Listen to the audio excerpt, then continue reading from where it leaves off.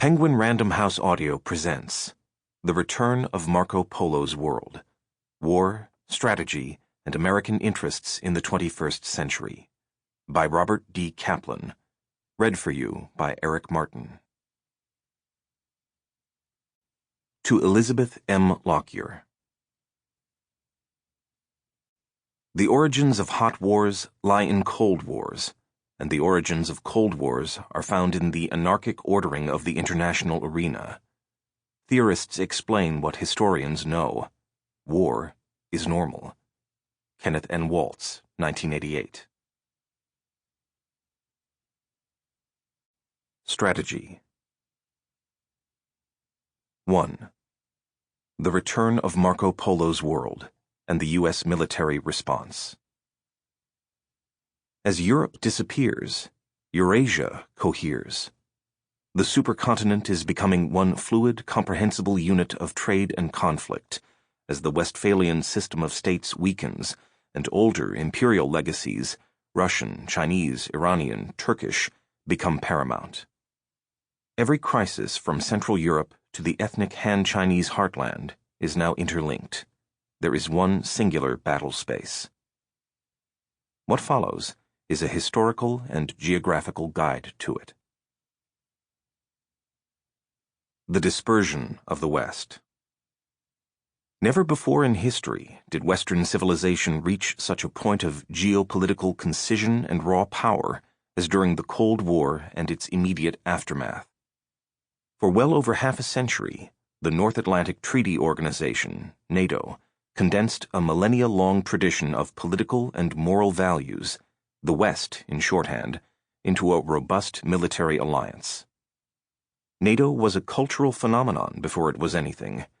Its spiritual roots reach back to the philosophical and administrative legacies of Greece and Rome, to the emergence of Christendom in the early Middle Ages, and to the Enlightenment in the 17th and 18th centuries, from which the ideas of the American Revolution emerged. Of course, key nations of the West fought as an alliance in the First and Second World Wars, and those emergency contingencies constituted forerunners to NATO's more secure and elaborate structures. Such structures, in turn, were buttressed by a continent-wide economic system, culminating in the European Union, EU. The EU gave both political support and quotidian substance to the values inherent in NATO, those values being generally the rule of law over arbitrary fiat, legal states over ethnic nations, and the protection of the individual no matter his race or religion. Democracy, after all, is less about elections than about impartial institutions. The end of the long European War, 1914 to 1989, saw those values reign triumphant as communism was finally defeated and NATO and the EU extended their systems throughout Central and Eastern Europe, from the Baltic Sea in the north to the Black Sea in the south. And it categorically was a long European war, as wartime deprivations, political and economic, existed in Soviet satellite states until 1989, when the West triumphed over Europe's second totalitarian system, just as it did over the first in 1945. Civilizations often prosper in opposition to others. Just as Christendom achieved form and substance in opposition to Islam after the latter's conquest of North Africa and the Levant in the 7th and 8th centuries, the West forged a definitive geopolitical paradigm in opposition to Nazi Germany and Soviet Russia.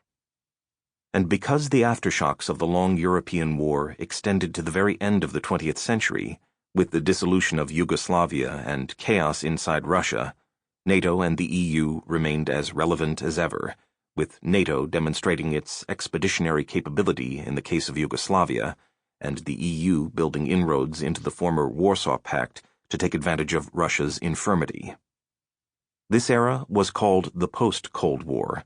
That is, it was defined in terms of what came before it and what still continued to influence it. The long European War, which lasted 3/4 of a century, influences events still, and constitutes my entry point for describing a new world far beyond Europe that the U.S. military now must grapple with. And because Europe's current predicament constitutes an introduction to that new world, I begin with it. It was the monumental devastation of two world wars that led European elites, beginning in the late 1940s, to reject the past altogether, with all of its inherent cultural and ethnic divisions.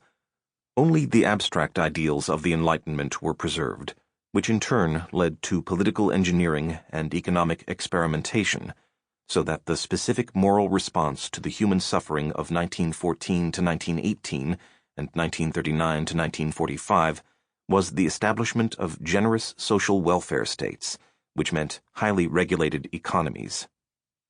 As for the national political conflicts that gave birth to the two world wars, they would not be repeated because, in addition to other aspects of supranational cooperation, European elites imposed a single monetary unit on much of the continent. Except in the most disciplined northern European societies, however, those social welfare states have proven unaffordable, just as the single currency has caused the weaker economies of southern Europe to pile up massive debt. Alas, the post-World War II attempt at moral redemption has led over time to an intractable form of economic and political hell. The irony deepens. Europe's dull and happy decades in the second half of the 20th century were partially born of its demographic separation from the Muslim Middle East. This, too, was a product of the Cold War phase of the long European War, when totalitarian prison states in such places as Libya, Syria, and Iraq were propped up for decades by Soviet advice and support, and afterward took on a life of their own. For a long time, Europe was lucky in this regard. It could reject power politics and preach human rights precisely because tens of millions of Muslims nearby were being denied human rights, and with them the freedom of movement. But those Muslim prison states have all but collapsed, either on their own or by outside interference, unleashing a tide of refugees into debt-ridden and economically stagnant European societies. Europe now fractures from within as reactionary populism takes hold, and new borders go up throughout the continent to prevent the movement of Muslim refugees from one country to another. Meanwhile, Europe dissolves from without, as it is reunited with the destiny of Afro-Eurasia as a whole. All this follows naturally from geography and history. For centuries in early and middle antiquity, Europe meant the entire Mediterranean basin, or Mare Nostrum, our sea, as the Romans famously called it, which included North Africa until the Arab invasion of late antiquity. This underlying reality never actually went away. In the mid-20th century, the French geographer Fernand Braudel intimated that Europe's real southern border was not Italy or Greece, but the Sahara Desert, where caravans of migrants now assemble for the journey north. Europe, at least in the way that we have known it, has begun to vanish, and with it, the West itself, at least as a sharply defined geopolitical force, also loses substantial definition. Of course, the West as a civilizational concept has been in crisis for quite some time.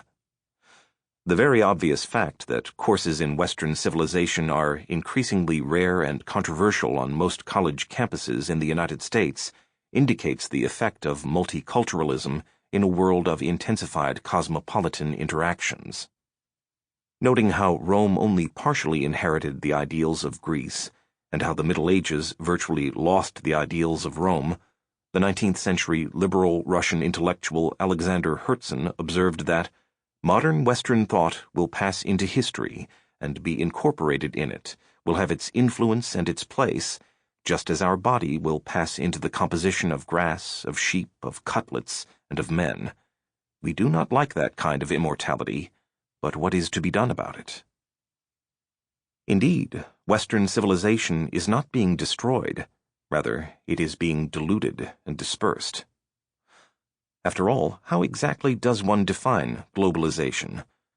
Beyond the breakdown of economic borders, it is the worldwide adoption of the American form of capitalism and management practices that, merging with the advance of human rights, another Western concept, has allowed for the most eclectic forms of cultural combinations, wearing down in turn the historical division between East and West.